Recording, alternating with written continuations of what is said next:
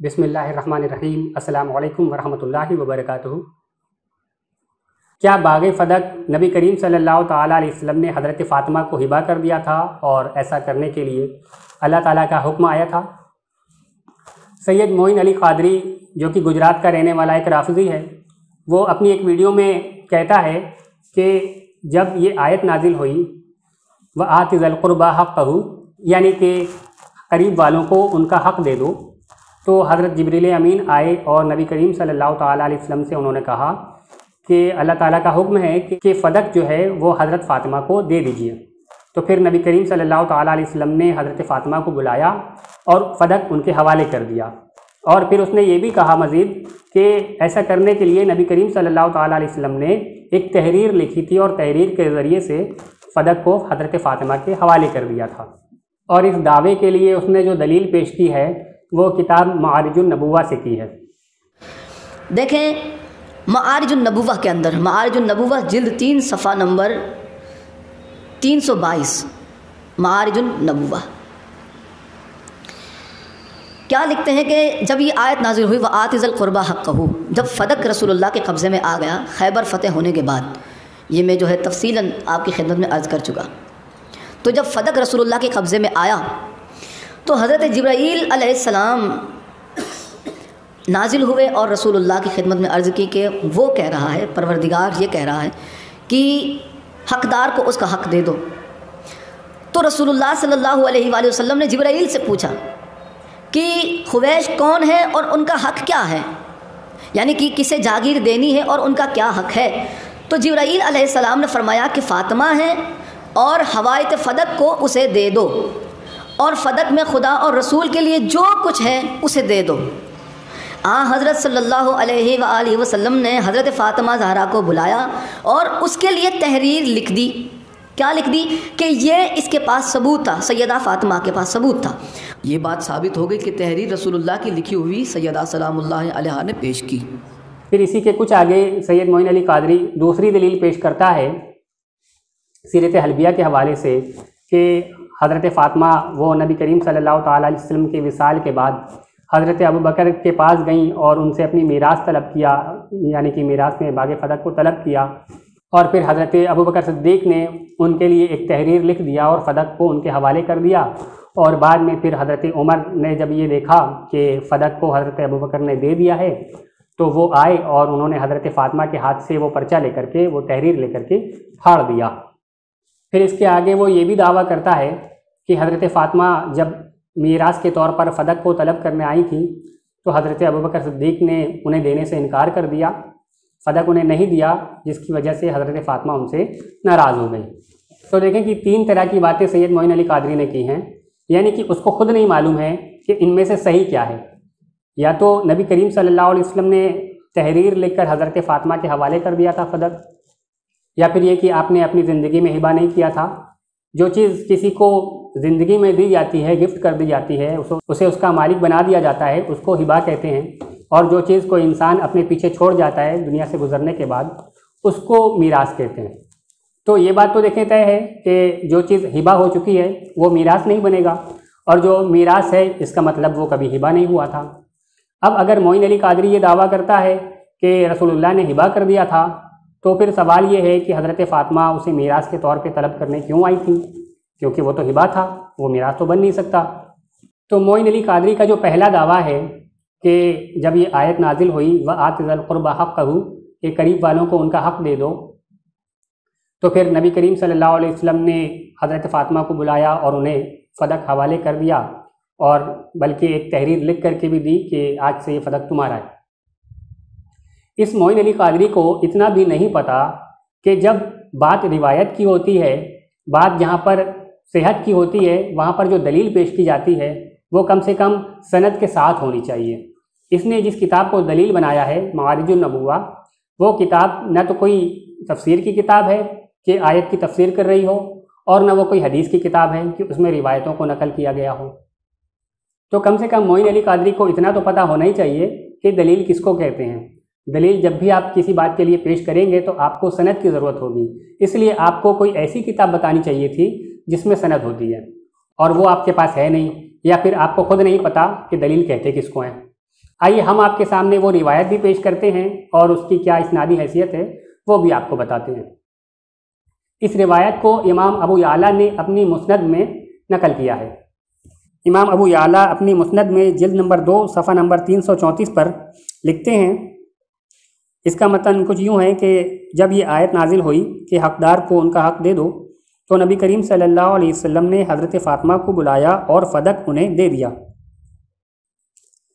اب جب ہم اس روایت کی سند کی طرف نظر ڈالتے ہیں تو ہمیں پتہ چلتا ہے کہ اس روایت کے اندر ایک راوی ہے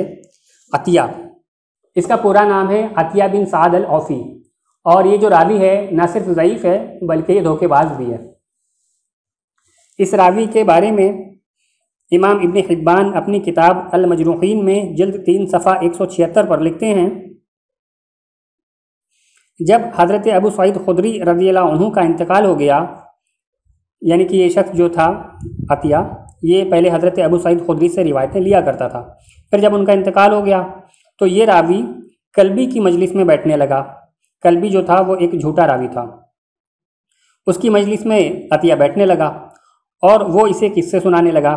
تو جب کبھی کلبی کہتا کہ نبی کریم صلی اللہ علیہ وسلم نے ایسا ایسا فرمایا ہے تو یہ اس کو یاد کر لیتا، اور اس نے کلبی کو ہی ابو سعید کنیت دے دی، یعنی کہ حضرت ابو سعید خدری جو صحابی تھے تو ان کی جو کنیت تھی عطیہ نے کلبی کو دے دی، تو یہ اس سے روایت کر لیتا، اور جب اس سے یہ پوچھا جاتا کہ تم کو یہ کس نے بیان کیا ہے تو وہ کہتا مجھ سے ابو سعید نے بیان کیا ہے۔ تو ایسا وہم پیدا ہوتا ہے کہ اس سے مراد ابو سعید خدری رضی اللہ عنہ ہے، جبکہ حقیقت میں اس کی مراد ہوتی تھی کہ کلبی نے بیان کیا ہے، اس لیے اس کو دلیل بنانا ہرگز جائز نہیں ہے۔ اسی طرح سے امام ابن عدی نے اس راوی کے بارے میں اپنی کتاب الکامل فی ضعفاء میں جلد 2 صفحہ 69 پر لکھتے ہیں، سفیان ثوری اس کی تضعیف کرتے ہیں، یعنی کہ اس کو ضعیف کہتے ہیں، اور کہا کہ میں نے اپنے والد سے سنا، انہوں نے عطیہ کا ذکر کیا اور کہا کہ وہ حدیث میں ضعیف ہے۔ اب آئیے اس روایت کے جھوٹے ہونے پر ایک اور دلیل میں آپ کے سامنے پیش کرتا ہوں، جس سے یہ بات واضح ہو جائے گی کہ عطیہ نے جو بیان کیا ہے وہ اصل میں ایک جھوٹ ہے جو کہ کلبی کی وجہ سے آیا ہے، اور وہ جھوٹ یہ ہے کہ جو آیت ہے وَآتِ ذِی الْقُرْبَىٰ حَقَّهُ کہ قریب والوں کو ان کا حق دے دو، یہ سورہ بنی اسرائیل کی آیت نمبر 26 ہے، اور یہ جو سورہ ہے بنی اسرائیل یہ مکی سورہ ہے، خصوصاً اس کی آیت نمبر 26 یہ بھی مکی ہے، یعنی کہ نبی کریم صلی اللہ علیہ وسلم نے جب ہجرت نہیں کی تھی، آپ مدینہ شریف تشریف نہیں لائے تھے، اس سے پہلے یہ آیت نازل ہوئی تھی، اور جو فدق آیا ہے مسلمانوں کے پاس وہ 7 ہجری میں آیا ہے، جب خیبر فتح ہوا 7 ہجری میں،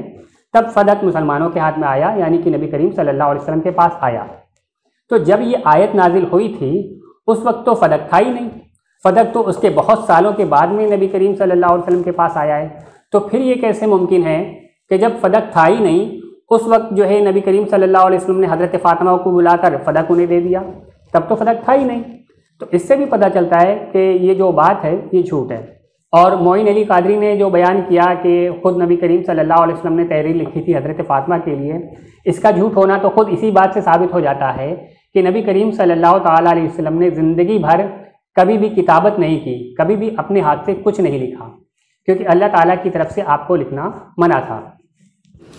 اب یہاں پہ جس تحریر کی بات ہے وہ حضرت ابو بکر کی تحریر لکھی ہوئی ہے۔ دیکھیں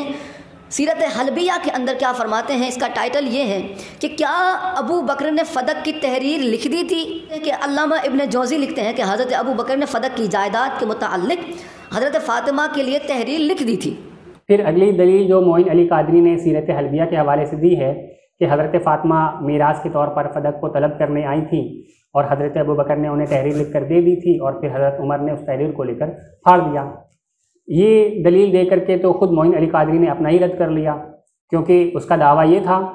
کہ نبی کریم صلی اللہ علیہ وسلم نے اپنے وقت میں ہی حضرت فاطمہ کو فدق ہبہ کر دیا تھا۔ اگر وہ ہبہ ہو چکا تھا تو پھر حضرت فاطمہ اس کو میراث کے طور پہ طلب کرنے کیوں آئی تھی؟ کیونکہ جو چیز ہبہ ہو جاتی ہے وہ میراث نہیں بنتی۔ اور دیکھیں ایک اور حوالہ میں بخاری سے پیش کرنا چاہتا ہوں۔ بخاری کے اندر آپ دیکھیں کیا لکھا ہوا ہے، یہ ہے صحیح بخاری جلد 4 صفحہ نمبر 465۔ لکھتے ہیں یہی روایت جو ہے کہ سیدہ سلام اللہ علیہ رسول اللہ کے بعد یا آپ وہاں پہ آئیں دربار میں یا کسی کو کہلوا بھیجا کہ فدق ہماری جائیداد ہے، جو ہمارا حق ہے وہ ہمیں دے دو. تو حضرت ابو بکر نے وہی قرآن سے ٹکراتی ہوئی روایت پیش کر دی کہ رسول اللہ نے فرمایا، میں نے رسول اللہ سے سنا ہے کہ رسول اللہ کسی کو وارث نہ بناتے ہیں نہ وراثت چھوڑ جاتے ہیں، وہ جو مال چھوڑ جائے وہ صدقہ ہوتا ہے. اس کے بعد جو معین علی قادری نے ایک اور دلیل پیش کی بخاری کے حوالے سے، اس میں یہ دعویٰ کیا کہ حضرت فاطمہ میراث طلب کرنے آئی تھیں، فدق کو طلب کرنے آئی تھیں، اور حضرت ابوبکر صدیق نے انہیں دینے سے انکار کر دیا اور اس سے وہ ان سے ناراض ہو گئیں. تو اس دلیل سے پھر معین علی قادری کی پچھلی دلیل رد ہو جاتی ہے. وہاں پر تو اس نے کہا کہ حضرت ابوبکر نے تحریر لکھ کر دے دیا تھا،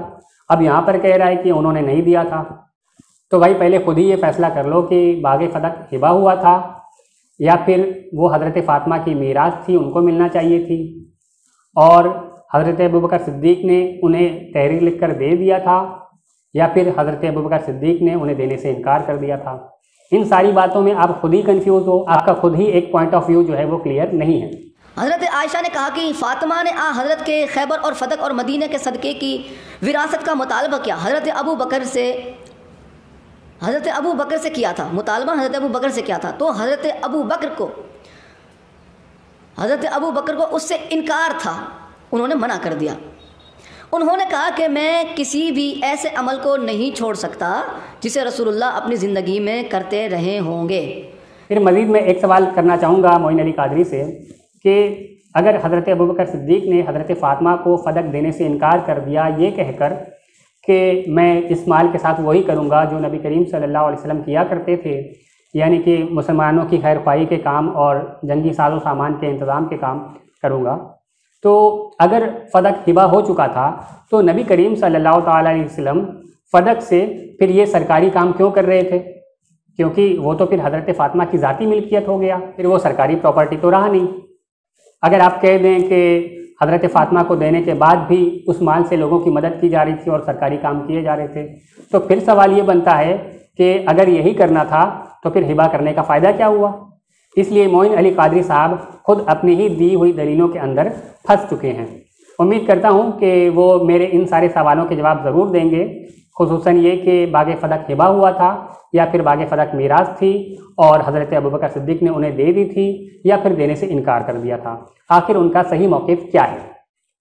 اور ہبہ کرنے کے معاملے میں جو ان کی دلیل ہے اس کا ہم ایک مفصل اور علمی جواب آپ کے سامنے دے چکے کہ وہ جو روایت ہے وہ جھوٹ ہے، اس کی کوئی حقیقت نہیں ہے.